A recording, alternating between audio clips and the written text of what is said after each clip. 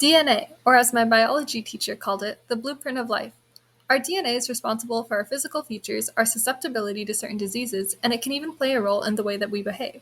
For this hackathon, I wanted to combine DNA and genetics with technology and see how the two disciplines could relate to each other.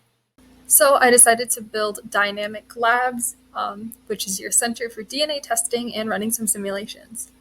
All right, so my project goals with this project were to easily get information from and also to do some operations on DNA transcriptions. My project focuses on two areas, working with amino acids and also with DNA. So some of those operations would be finding the reverse of a transcription and also getting the complement for a DNA sequence.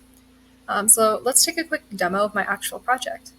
So this is the DyNAmic Labs website. This is just the homepage, and you can access the different tabs up here. So let's go ahead and look at the amino acids lab.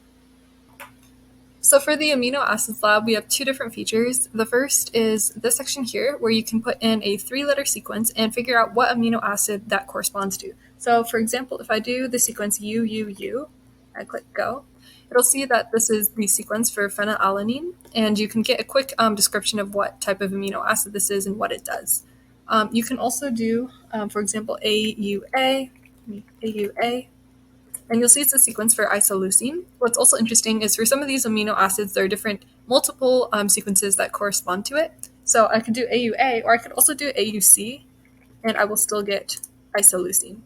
We also have this drag and drop lab where you can drag and drop these different bases and just experiment with what you can do, and you can play around with that. Next, we have the DNA transcription. So with the DNA transcription, how this works is you need to have some sort of input DNA sequence that you want to work with, and then you can find the reverse or complement of that. So for an example, I'm just going to put in some random loaders. And you'll see that the input and output are the same right now because we're on the original option. If I do reverse, it'll just switch it around backwards. And then the complement, you can see this looks a little different. So for DNA, when you have the complements, it's just finding the most energetically optimal way to arrange it. And that's how you end up with that helical arrangement, the helical structure.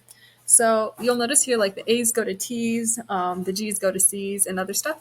Which is pretty cool. And if you wanted to get the reverse complement using this, you can click reverse and then copy and paste this field, put it up here, and then you'll get the complement, the reverse complement of your original that you started with.